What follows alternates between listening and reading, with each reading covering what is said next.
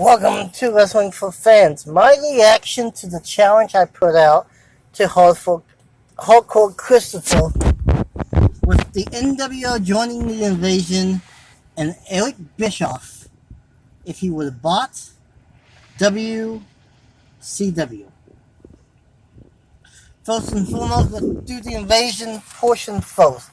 I'll make it quick, short, sweet. I think if the NWO, when it was at its highest, which would have been around let's say the middle of 97 to close to the end of 98 when they was at their highest, if they would have joined the invasion, a full-fledged three-way battle, I think we could have seen a lot different than what we have now. For one, if Hogan, Nash, and Hall would have came in with this group, then at least the WCW portion and the ECW guys, there wasn't a lot of main event talent that was brought in. He was only a main event guy for 6 months or more. He really wasn't a main event guy for very long. DDP was main event off and on, here again, there again, so not very often. Would the NWO won the invasion? No. Not unless it was an invasion storyline done outside the control of WWE, had like an outsider doing the entire angle.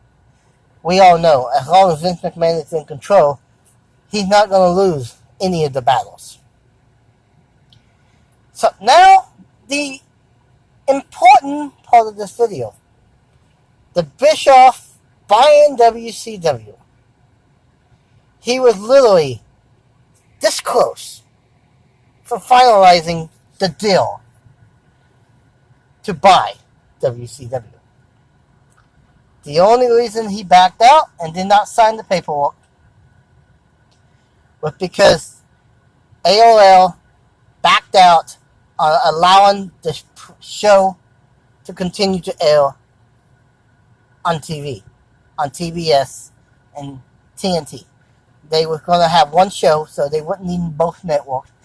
I think they were going to drop Thunder and just run with Nitro. He already had a storyline in place. He had his announce team in place. Tony Schiavone was going to be replaced by, believe it or not, Joey Styles. The infamous Bash at the Beach storyline was supposed to go as followed. Hogan, of course, was supposed to lay down for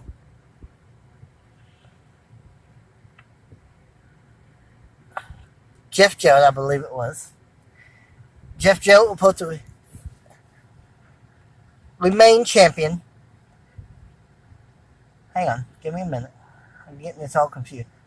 Hogan was supposed to actually win the belt. Yeah, okay, that's the way it went.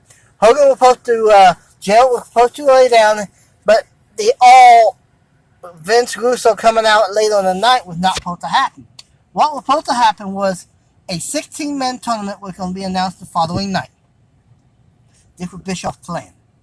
And then the night the new champion was crowned, Hogan was supposed to show up with his WCW World title and saying, look, I've never lost the belt, and then we're going to basically have another title for title, kind of like they did with the International World title and the World title in 94. And then I think Hogan was supposed to drop the title to whoever the new champion would have been at that point. Bischoff's plan if he would have bought WCW, would have been to go off the air for about 3 months so he could get all his players in the row.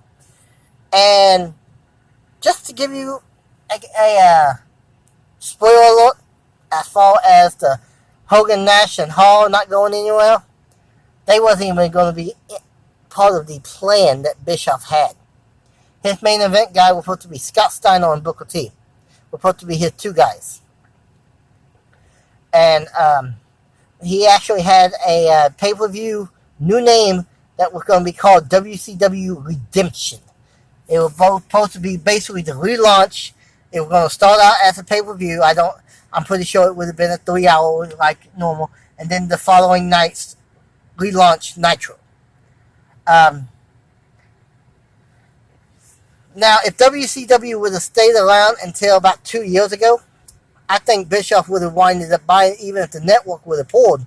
Because nowadays, you got all these streaming services. You got Netflix, Hulu.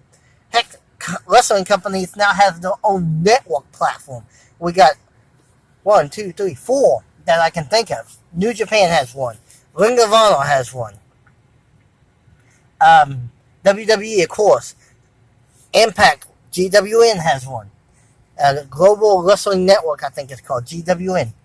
And then a smaller one that I haven't even had a chance to check out yet is the NWA, owned now by Billy Corgan. For those of you that watch Impact and recognize the name, he was the guy in charge of TNA for a year or so, a couple years back.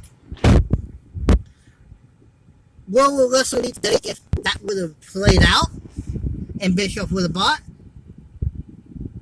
It's arguable that we would not have TNA because Jeff Jarrett was still in WCW. Him being one of the younger guys, Bischoff would probably try to keep him. We don't know for sure. Same way with ROH. Would that have happened? Because both companies launched after the death, so to speak, of WCW. But that's my thoughts on both of them. Give me a shout out, Chris, and give me any updates that you may have after this. Till next we meet. Cheers.